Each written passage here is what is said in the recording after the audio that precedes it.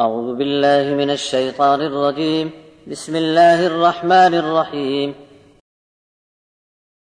صاد والقرآن ذي الذكر بل الذين كفروا في عزة وشقاق كم أهلكنا من قبلهم من قرن فنادوا ولا حين مناص وعجبوا أن جاءهم منذر منهم وقال الكافرون هذا ساحر كذاب أجعل الآلهة إلها واحدا إن هذا لشيء عجاب وانطلق الملأ منهم أن امشوا واصبروا على آلهتكم إن هذا لشيء يراد ما سمعنا بهذا في الملة الآخرة إن هذا إلا اختلاق أأنزل عليه الذكر من بيننا بل هم في شك من ذكري بل لما يذوقوا عذاب أم عندهم خزائن رحمة ربك العزيز الوهاب أم لهم ملك السماوات والأرض وما بينهما فليرتقوا في الأسباب جند ما هنالك مهزوم من الأحزاب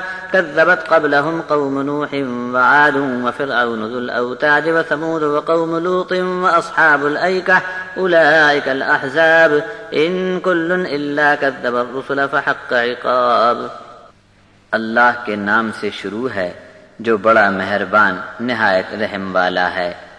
صاد قرآن کی قسم ہے جو نصیحت سے بھرپور ہے، بلکہ یہ کافر بڑا دباؤ ڈال کر سخت مخالفت میں لگے ہیں.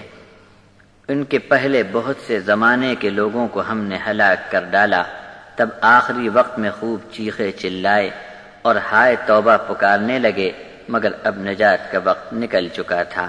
اور ان کو بڑا تعجب لگا جب خود ان میں سے ایک ڈر سنانے والا آیا کہ یہ لوگ چوکنے ہو کر سنبھل جائیں، مگر کافروں نے یہ کہہ کر بات ٹال دی کہ یہ جھوٹا ہے، جادوگر ہے.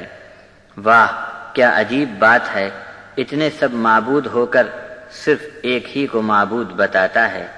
ان میں کے سردار لوگ اٹھ کھڑے ہوئے، بولے چلو چلو یہاں سے اٹھ جاؤ، اپنے معبودوں پر جمے رہو، مراد پانے کی چیز ان کے پاس ملتی ہے.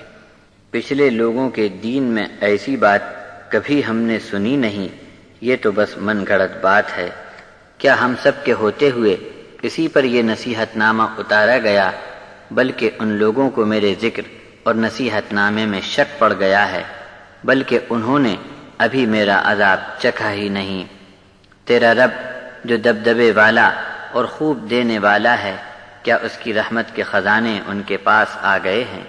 کیا آسمانوں اور زمین یا ان کے درمیان میں کہیں کوئی بادشاہت ان کے ہاتھ آ گئی ہے؟ تو انہیں چاہیے کہ اب فوراً رسیاں تان کر اوپر چڑھ جائیں. ان کے جیسے بہت سے لشکر اب تک مٹی میں مل گئے، ان میں سے یہ بھی ایک ہو جائیں گے.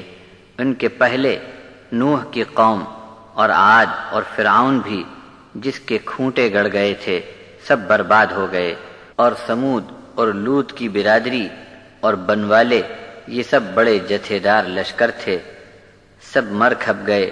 ان سب نے رسولوں کو جھٹلایا تو میرے عذاب نے ٹھیک وقت پر ان کو پکڑ لیا.